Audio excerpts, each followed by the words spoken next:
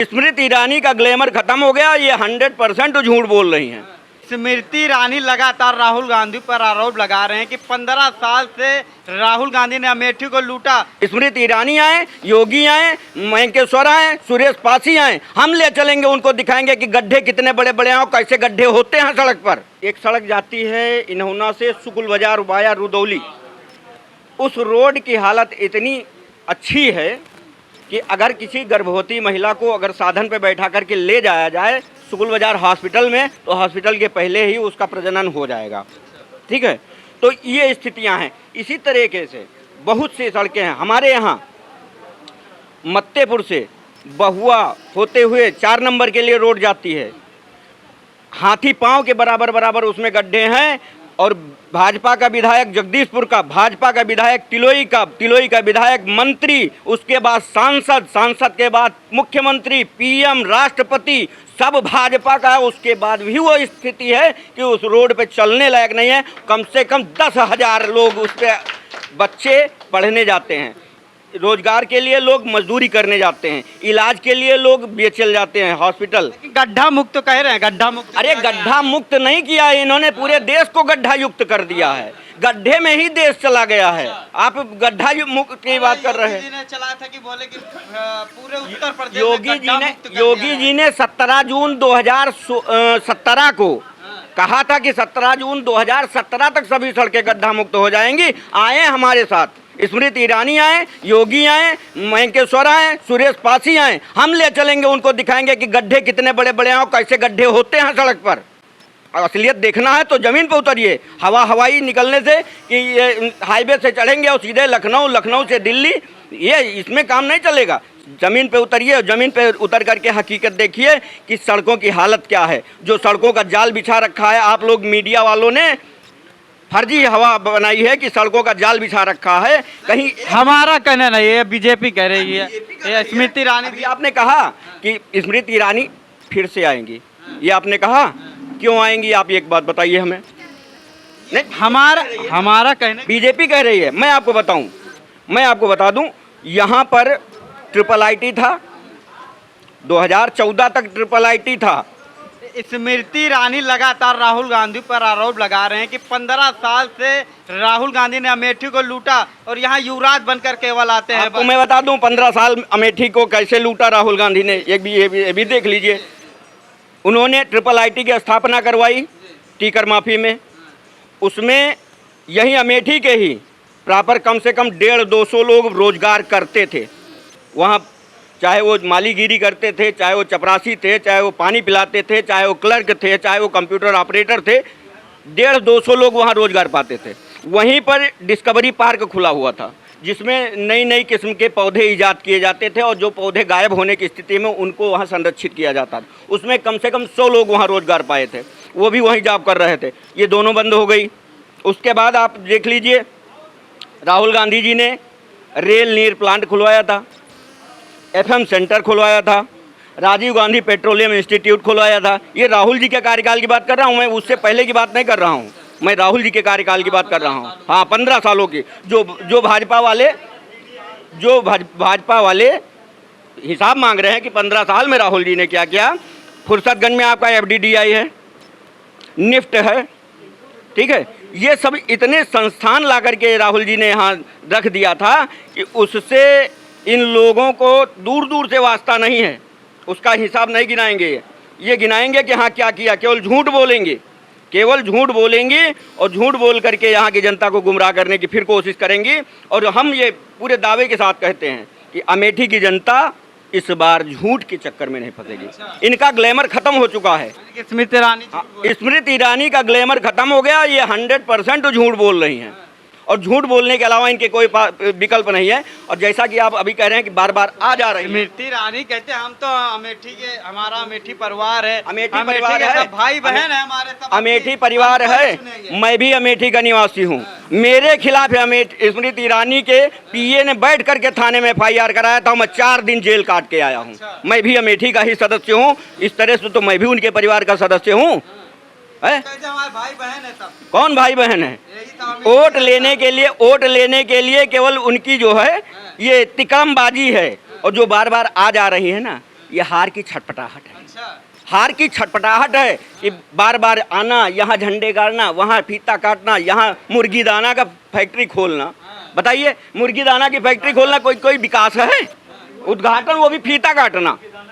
बताइए, मुर्गी दाने इस तरह की तो प्राइवेट कंपनियां बहुत सी खुली हुई हैं, लोग अपने पैसे से खोल लेते हैं। मिर्ती क्या लगता है 2024 को लेकर किस तरह की तैयारियां रहेंगी इस बार? 2024 राहुल जी अमेठी आए या ना आए ये विषय नहीं है, सबके दिलों में वास करते हैं और यहाँ की जनता उन्हें दिल से चाहती है। और इस बार आप तो जा रहे हैं क्षेत्र में, देख रहे हैं, घूम रहे हैं, लोगों से उनकी राय जान रहे हैं, आपको खुद ही एहसास हो गया होगा कि यहाँ की स्मृति ईरानी की हालत कितनी पतली हो चुकी है। हाँ, क्या लग रहा है 2024 को लेकर किस तरीके की तैयारियां चल रही है कांग्रेस वाली? कांग्रेस पार्टी कोई आज की पार्टी नहीं है, सन 52 से चुनाव लड़ रही है। चुनाव कोई नया नहीं है। अब तक जो विपक्ष रहता था उसके अंदर कुछ थोड़ी बहुत कुछ नैतिकता रहती थी। अब इस समय जो सत्ता पक्ष है वो नैतिकता विहीन है, उसके अंदर कोई नैतिकता नहीं है, कोई शिष्टाचार नहीं है और केवल एक भावना से काम कर रही है सरकारें कि पिछली सरकारों ने जो काम किए हैं उन कामों को ख़त्म करना है। चाहे वो बड़े बड़े संस्थान हों, बड़ी बड़ी इंडस्ट्रीज़ हों, जिन्होंने लाखों लोगों को रोज़गार दिया, आज की इस स्थिति पे पहुंचा दिया कि जो साइकिल पे चलते थे वो मोटरसाइकिल पे चल रहे हैं, जो मोटरसाइकिल पे चलते थे वो कार पे चल रहे हैं। ये कांग्रेस का डेवलपमेंट था। आज ये चूंकि ये लोग भारत की आज़ादी में रहे नहीं कभी, तो इनको आज़ादी भाती भी नहीं है। आज इस देश को ये फिर से 1947 पे ले जाना चाहते हैं। ब्रिटिश राज लाना चाहते हैं। जी, वहीं पर ले जाना चाहते हैं कि जिससे देखिए दो चीज़ें होती हैं, एक देश और देशवासी। आप सबको लूट के पैसा खजाने में भर लीजिए, देश मजबूत कर लीजिए, लेकिन देशवासी भूखों मरेगा। अंग्रेज़ों के ज़माने में क्या था, सारे राजे महाराजे वायसराय सब मज़े में थे, लेकिन मर कौन रहा था? इस देश का गरीब किसान, मजदूर, छोटा व्यापारी, किसी के पास कुछ काम नहीं था। कांग्रेस ने एक पैटर्न शुरू किया और पंडित जवाहरलाल नेहरू ने एक तरफ से एक विकास का खाका खींचा पूरे देश में और एक साथ डेवलपमेंट हुआ। ये सही है कि वो मंदिर और मस्जिदों के चक्कर में नहीं पड़े, उन्होंने केवल देश के विकास की सोची, इस देश के नौजवानों की सोची, यहाँ के गरीबों की सोची।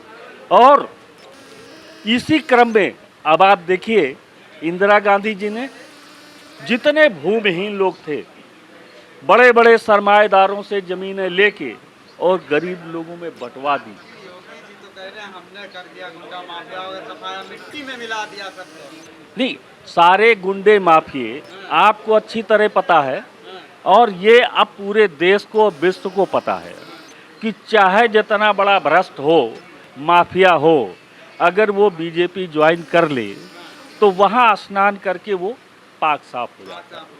तो अब सारे पाक साफ होके चले गए बीजेपी में। अब करे कौन? कौन दंगा करे, कौन गुंडागिरी करे?